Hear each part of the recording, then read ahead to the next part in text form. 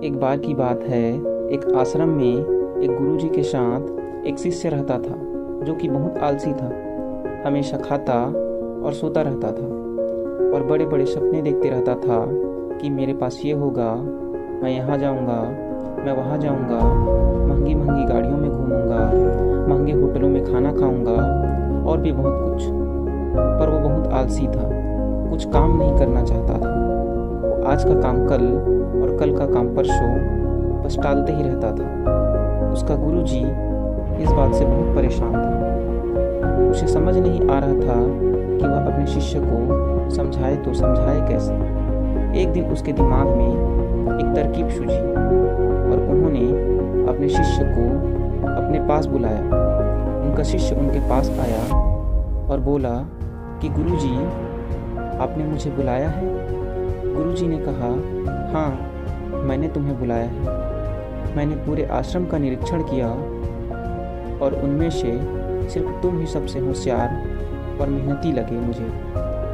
गुरुजी ने उसे अपने करीब बुलाया और उसे एक पत्थर देते हुए बोला, यह एक जादुई पत्थर है।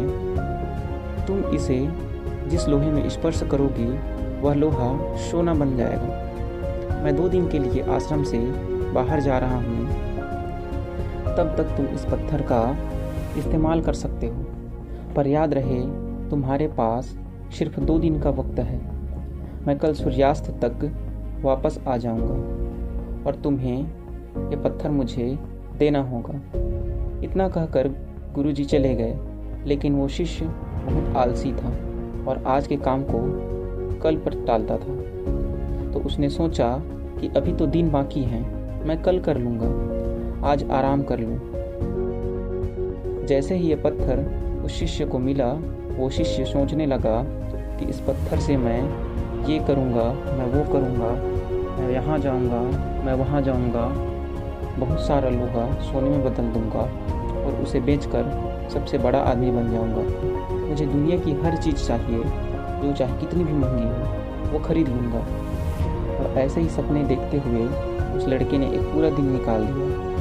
अगले दिन जब सूर्योदय हुआ तो उसने सोचा कि आज तो आखिरी दिन है और मुझे आज करना ही है। पर आज का पूरा दिन है मेरे पास। मैं दोपहर में बाज़ार जाऊंगा और लोहा खरीद के घर ले आऊंगा और इस जादुई पत्थर से उस लोहे को स्पर्श करके सोना बना दूंगा और मेरे सारे सपने पूरे हो जाएंगे।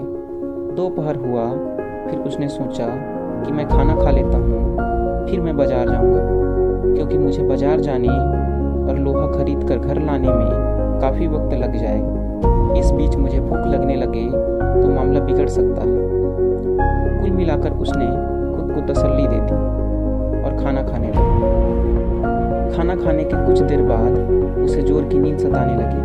फिर उसने सोचा कि बस थोड़ी देर आराम कर लेता हूँ, फिर बाज़ार जाऊँगा, और वो आराम करने लगा। और लेटे लेटे कब उसकी आँख लग गई उसे पता ही नहीं चला। जब उसकी नींद खुली तो सूर्यास्त हो चुका था। वो तुरंत उठा और भागते भागते बाज़ार गया, पर रास्ते में ही उसे गुरुजी मिल गए और उन्होंने वो पत्थर वापस ले लिया। अब वो लड़का निराश हो गया और उसके पास पछताने के अलावा कुछ नहीं बचा। इसका कल करूँगा, ये शब्द बहुत ही अजीब सा है, क्योंकि कल कभी आता नहीं और हम अपना काम कभी करते नहीं। काल ही करे सो आज कर, आज करे सो अब, पल में प्रलय होएगी, बहुरी करेगा कब।